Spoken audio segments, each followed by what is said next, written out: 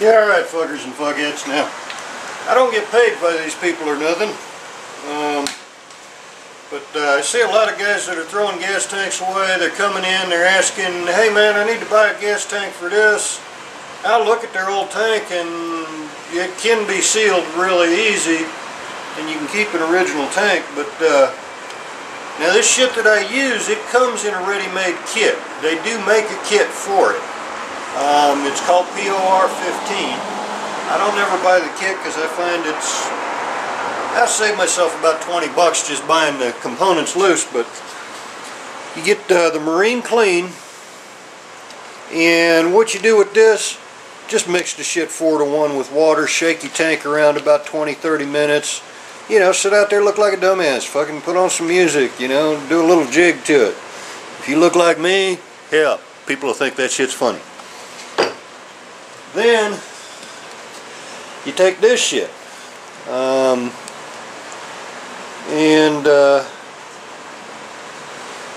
this just gets it prepared, and it's a primer all at the same time. But I think I shake it around about 20 minutes on this stuff too, but I think the instructions probably say more. Alright.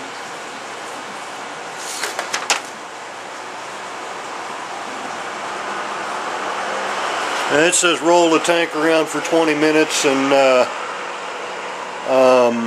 it shouldn't be in the tank more than 2 hours.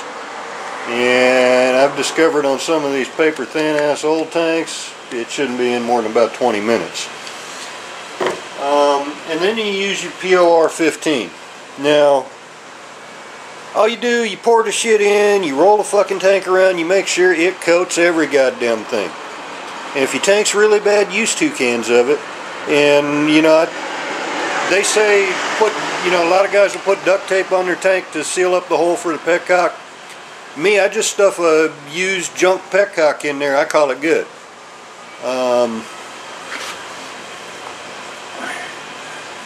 And now, for getting yourself running, this shit's good. I haven't found anything better. I've used a lot of different sealers. I like that there's one called Creme or Cream Coat. I call it Cream Coat, but it's really spelled C-R-E-M. That shit works pretty good, but man, you don't want to walk into the shop the next morning after you treated the tank with that shit. You're going to get a head rush followed by a headache the rest of the day. This stuff here, it doesn't do that. And anyway, that's a good way to save an old tank. I mean, I don't have one around that I've cream coated recently, but this is the shit that I use. And if you've just got pinholes, or if you've just got a seam leaking, you know, hey, patch that shit first. You know, throw some Bondo in that shit or braise it up. Hell, do like I did on that Suzuki tank and just braise it. And then run this stuff on the inside, because it will seal up little pinholes. But if you got a big hole, now seal that shit up with some Bondo, anything that this shit can stick to when you're done. I usually prefer to braise them myself. Anyway, I don't know what else to tell you on sealing up a tank, but there's a lot of gas tanks that I see coming through here. This is fresh in my mind because the dude that I just fixed that tank for, he's looking for another tank. It's like, you know what?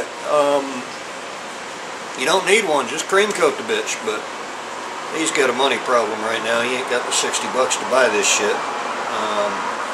Told him I'd give it to him for whatever I paid for it. It was like 58, 60 bucks. And I think if you buy the kits, it's like 90 or 100. I'm not sure.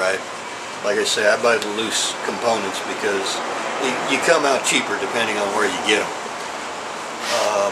That, and I don't always, you know, I'll have a half bottle of this shit left from a fucking dirt bike tank and don't need the whole goddamn thing. You know the routine. Alright, holler at y'all fuckers and fuckheads later.